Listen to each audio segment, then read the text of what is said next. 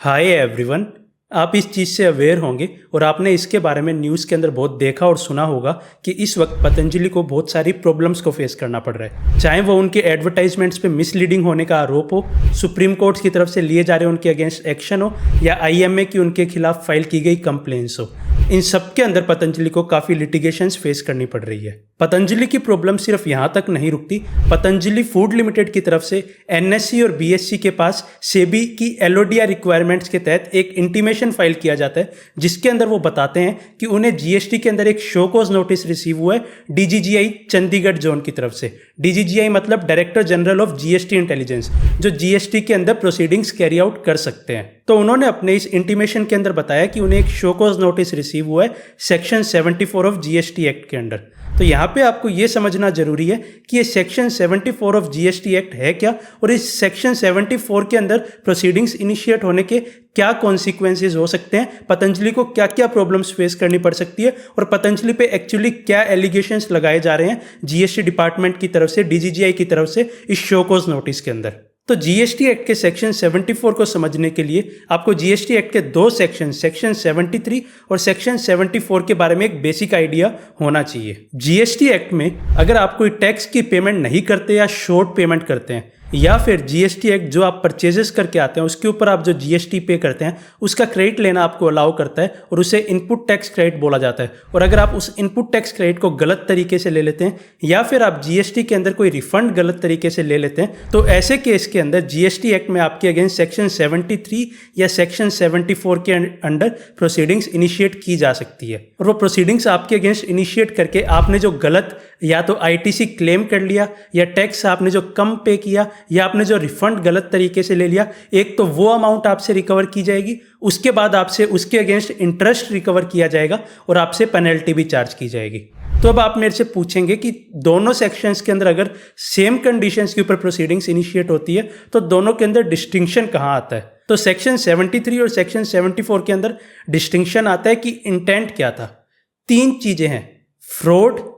Wilful misstatement और suppression of fact. कि आप कोई फ्रॉड करते हैं, आपने कोई मिसस्टेटमेंट विलफुली किया, या आपने कोई फैक्ट्स को सप्रेस किया। अगर ये चीज़ें एग्जिस्ट करती है तो आपके अगेंस्ट सेक्शन 74 के अंदर प्रोसीडिंग्स इनिशिएट की जाएगी, और अगर ये तीनों चीज़ें एग्जिस्ट नहीं करती तो ऐसे केस के अंदर आपके ऊपर सेक्शन 73 के अंदर प्रोसीडिंग्स इनिशिएट की जाएगी। तो इसका मतलब डिपार्टमेंट के अकॉर्डिंग पतंजलि के ऊपर अगर सेक्शन 74 के अंदर प्रोसीडिंग्स इनिशिएट हुई है तो इसका मतलब ये है कि पतंजलि ने कोई फ्रॉड, विलफुल मिसस्टेटमेंट या सप्रेशन ऑफ फैक्ट्स किया है। इसके बाद बात आती है कि पतंजलि ने एक्चुअली किया क्या है। हमने डिस्कस किया कि 3 केसेस के अंदर ये नोटिस इशू किए जा सकते हैं 74 के अंदर। तो ये नोटिस बोलता है कि पतंजलि ने आईटीसी गलत तरह से क्लेम किया है, और पतंजलि को वो आईटीसी रिवर्स करना होगा, उसकी पेमेंट करनी होगी, और उसके साथ इंटरेस्ट और पेनल्टी की भी पेमेंट करनी होगी। तो जब आपको यहाँ तक के डिस्कशन से ये चीज़ समझ आ गई है कि पतंजलि के अगेंस्ट एक्चुअली प्रोसीडिंग्स क्या इनिशिएट हुई है जीएसटी एक्ट के अंडर,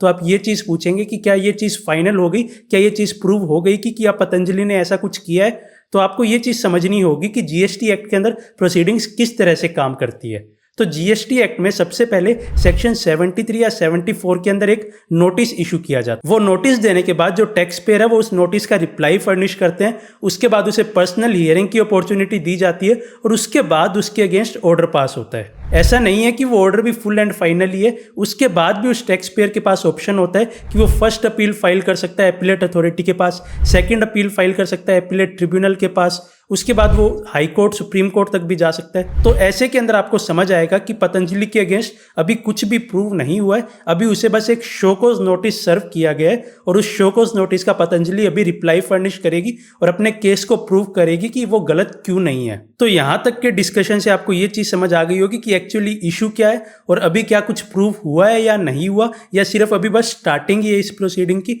तो उसके बाद आप ये पूछेंगे कि क्या पतंजलि ने एक्चुअली में ऐसा हो सकता है कोई फ्रॉड, विलफुल मिसस्टेटमेंट या सप्रेशन ऑफ फैक्ट किया हो? तो मैं सिर्फ डिपार्टमेंट के सेक्शन 74 के अंदर नोटिस इशू कर देने के बेसिस पे ये श्योरिटी से नहीं बोल सकता कि ये चीज़ें रियलिटी के अंदर एग्जिस्ट करती है या नहीं, क्योंकि इन रियलिटी जब जीएसटी की प्रोसीडिंग्स देखी गई है, जो जीएसटी डिपार्टमेंट की तरफ से कैरी आउट की जा रही है, तो इन रियलिटी प्रैक्टिकल केसेस में ऐसा बहुत बार देखा जा रहा है कि जब ये चीज़ें एग्जिस्ट नहीं भी कर रही, फ्रॉड, विलफुल मिसस्टेटमेंट या सप्रेशन ऑफ फैक्ट्स एग्जिस्ट नहीं भी कर रहे, तो भी बहुत कैजुअली डिपार्टमेंट की तरफ से सेक्शन 74 इन्वोक कर दिया जा रहा है। सेक्शन जहां पे 73 इन्वोक होना चाहिए था, वहां पे भी सेक्शन 74 इन्वोक कर दिया जा रहा है। लेकिन आपको ये चीज़ भी समझनी होगी कि अगर डिपार्टमेंट सेक्शन 74 इन्वोक करने जा रहा है, तो उसे ये चीज़ प्रूव करने के साथ साथ कि पतंजलि ने कुछ गलत किया है, उसे ये भी प्रूव करना होगा कि उसने कुछ फ्रॉड करते हुए, विलफुल मिसस्टेटमेंट करते हुए या सप्रेशन ऑफ फैक्ट्स करते हुए गलत किया है। अगर वो ये चीज़ प्रूव नहीं कर पाते तो वो प्रोसीडिंग्स